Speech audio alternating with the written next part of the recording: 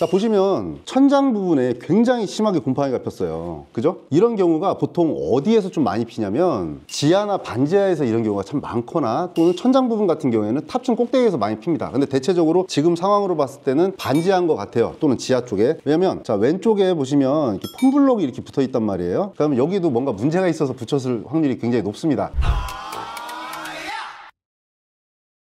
곰팡이 읽어주는 남자 이동신입니다. 두 번째 시간으로 돌아왔어요. 첫 번째 영상 이후에 또 여러 사진들이 좀 들어오지 않았겠어요? 들어왔겠죠. 근데 이 사진도 굉장히 특이하면서 안타까워서 이 얘기 좀 드리면서 가야겠다 해서 오늘은 두 번째 사진으로 좀 찾아뵀습니다. 자, 사진 바로 볼게요. 다른 얘기 안 하겠습니다. 자, 보시면 천장 부분에 굉장히 심하게 곰팡이가 폈어요. 그죠? 이런 경우가 보통 어디에서 좀 많이 피냐면 지하나 반지하에서 이런 경우가 참 많거나 또는 천장 부분 같은 경우에는 탑층 꼭대기에서 많이 핍니다. 근데 대체적으로 지금 상황으로 봤을 때는 반지하인 것 같아요. 또는 지하 쪽에. 왜냐면 자, 왼쪽에 보시면 이렇게 폼블록이 이렇게 붙어 있단 말이에요. 그러면 여기도 뭔가 문제가 있어서 붙였을 확률이 굉장히 높습니다. 저희가 곰팡이 현장에 가면 발견할 수 있는 게 몇 가지가 있는데, 첫째, 폼블록들이 좀 많이 붙어 있고요. 두 번째, 유리창에 뽁뽁이를 굉장히 많이 붙여 놓으셨어요. 그거는 뭐냐? 결로가 생겼다는 얘기잖아요. 근데 결로가 생겼다는 건 집안의 습도율이 높았다는 얘기예요. 이 공간에 습이 굉장히 많아서 그 습도 때문에 이렇게 퍼질 수 있다는 건데, 문제는 곰팡이의 시작은 무조건 습도가 있어야 됩니다. 그래서 집에 제습기만 있었어도, 이 공간에 제습기 한 대만 잘 운영하셨어도 이런 문제는 좀 안 생겼을 거라고 좀 봐서 너무 안타까워서 첫 번째 사진과 두 번째 사진을 이렇게 보여드리게 됐습니다.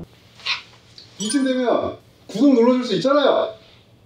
물론 이 습기를 공급하는 원인이 여러 가지가 있는데요. 첫 번째, 누수가 있어서 그 물이 들어오는 경우가 있어요. 그리고 두 번째, 건물 외부에 크랙이 있어서 그쪽으로 빗물이 타고 넘어와서 그러는 경우도 있습니다. 그래서 중요한 거는 어떤 여러 가지 요인이 있어서 저희 같은 전문 업체를 부르셔서 명확하게 진단이나 원인 해결할 수 있는 게 제일 중요하겠죠. 자, 근데 그러면 이런 경우에 A코에서는 어떻게 해결하느냐? 첫 번째, 당연히 전문 약재로 해결을 해야 되는 게 맞지만 상황에 따라서는 텍스 어느 정도 이 정도 되면 더 철거를 좀 해야 되는 부분이 안타깝지만 있습니다. 철거를 해야 되는 이유가 뭐냐면, 겉에서 봤을 때는 요런 오염도인데 실질적으로는 텍스를 뜯어보잖아요. 반대편은 훨씬 심한 경우가 많고요. 텍스를 걸어주는 것 중에 이제 경량철골 구조로 해서 걸어주는데 좀 사가 있는 경우도 있어요. 근데 철골은 대체적으로 좀 많이 살립니다. 살리고 텍스를 부분 교체하거나, 중요한 거는 그 부분에 있는 곰팡이만 중요한 게 아니라 떨어졌을 수 있는 포자들, 이런 부분까지도 깔끔하게 찾아서 클리닝으로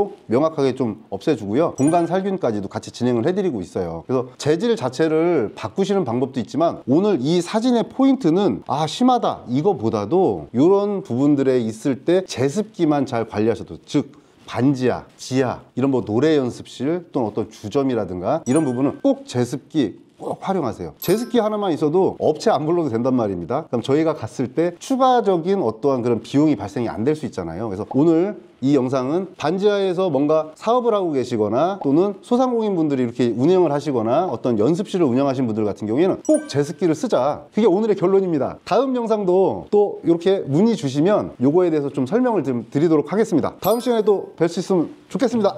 이거 왜 뒤로 갑자기 넘어가요?